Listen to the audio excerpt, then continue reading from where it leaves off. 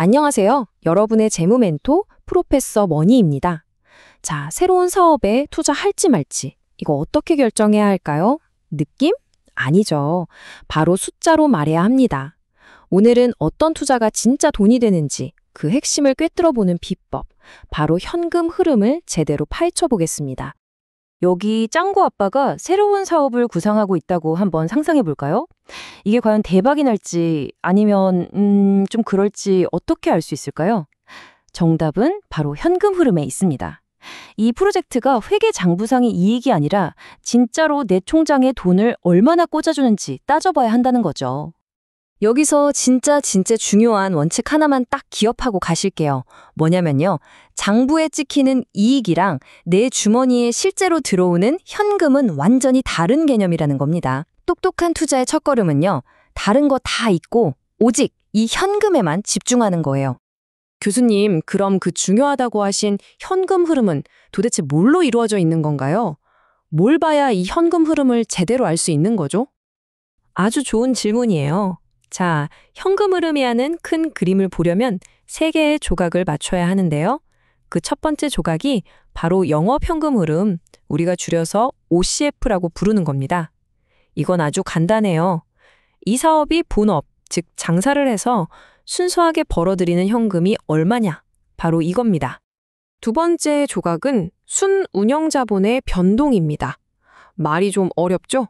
쉽게 말해서 사업을 굴리는데 묶이는 돈이라고 생각하면 돼요. 사업이 잘 되면 재고도 더 쌓아둬야 하고 외상으로 판 물건값도 나중에 들어오잖아요. 바로 그런 운영자금의 변화를 말하는 겁니다. 그리고 마지막 세 번째 조각, 바로 자본 지출입니다. 짱구 아빠가 사업 시작할 때 필요한 기계나 설비를 사는 것처럼 미래 성장을 위해 투자하는 큰 돈, 실제로 내 주머니에서 뭉텅이로 나가는 돈을 말하는 거죠. 자, 이제 이 세 조각을 합치기만 하면 됩니다. 사업으로 번 돈, 즉 OCF에서 사업 운영하느라 묶인 돈, 그리고 설비 투자에 쓴 돈을 빼주는 거죠. 이렇게 해야만 비로소 이 프로젝트가 1년 동안 만들어내는 진짜 최종 현금, 즉 찐 현금이 얼마인지 알 수 있게 되는 겁니다. 좋습니다. 그럼 이제 가장 흥미로운 부분으로 한번 들어가 볼까요? 바로 첫 번째 조각이었던 영업 현금 흐름을 계산하는 방법, 그리고 여기 숨어 있는 아주 재미있는 비밀, 감가상각비에 대한 이야기입니다. 교수님, 근데 저 좀 헷갈려요. 감가상각비는 그냥 회계장부상으로 자산 가치가 줄었다고 적는 거지 실제로 돈이 나가는 건 아니잖아요. 그런데 왜 현금 흐름 계산할 때 이걸 신경 써야 하는 거죠? 바로 그겁니다. 정말 핵심을 짚었어요. 바로 감가상각비의 절세 효과 때문이에요. 감가상각비 자체는 현금 지출이 아니지만 세금을 계산할 때 비용으로 인정해 주거든요. 그럼 어떻게 될까요? 내야 할 세금이 줄어들죠. 즉, 세금이라는 현금 지출을 막아주는 방패 역할을 톡톡히 하는 겁니다. 이 OCF 계산 공식을 보면 그 원리가 아주 명확하게 보입니다.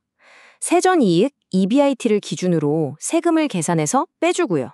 그리고 나서 실제 현금 지출이 아니었던 감가상각비는 다시 더해주는 거예요. 왜? 현금이 나간 게 아니니까요. 이렇게 해야 진짜 현금 기준의 영업 성과가 딱 나오는 거죠.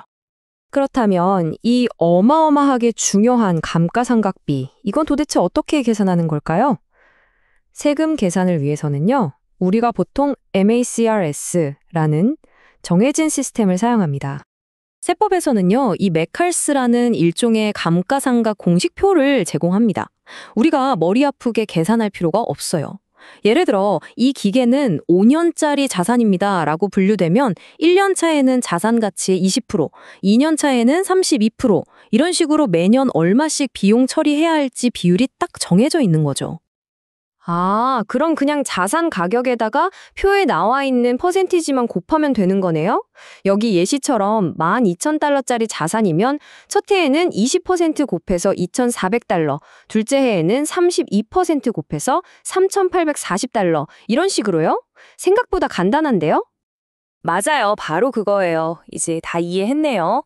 자, 그럼 이 모든 개념들을 하나로 모아서 MMCC라는 가상회사의 신규 프로젝트를 분석하면서 실제로 어떻게 적용되는지 한번 쭉 따라가 보겠습니다. 자, 첫 번째 단계는 바로 예상 손익계산서를 만드는 겁니다. 미래의 매출은 얼마일지, 비용은 얼마나 들지, 그리고 방금 배운 MARCS 방식으로 감가상각비는 얼마일지 다 계산해서 세전이익, EBIT를 구하고요. 이걸 바탕으로 최종적으로 납부할 세금까지 계산해내는 거죠. 다음은 우리가 투자해야 할 돈을 추정합니다. 사업을 운영하는 데 필요한 순운전자본, 즉 굴릴 돈이 얼마나 필요한지, 그리고 초기에 기계 설비 사는 데 들어가는 80만 달러 같은 자본 지출이 얼마인지 파악하는 단계입니다. 자, 이제 대망의 마지막 단계입니다. 앞에서 구한 세 가지 조각들을 모두 합치는 거죠. 영업활동으로 번 돈, OCF에서 순운전자본 변동분과 자본 지출을 빼주면 마침내 이 프로젝트가 창출하는 최종 현금 흐름이 딱 계산되어 나옵니다. 와, 그래서 이 모든 걸 계산해 보니까 이 프로젝트는 첫 해만 무려 13만 6천 달러가 넘는 순현금을 만들어낼 걸로 예상되는 거네요. 이건 복잡한 회계 이익이 아니라 진짜 회사 통장에 들어오는 현금이 이만큼이라는 뜻이죠. 정확합니다. 그래서 오늘 우리가 배운 내용의 핵심을 딱 한 문장으로 요약하면 바로 이겁니다. 이익은 의견일 뿐이지만 현금은 사실이다.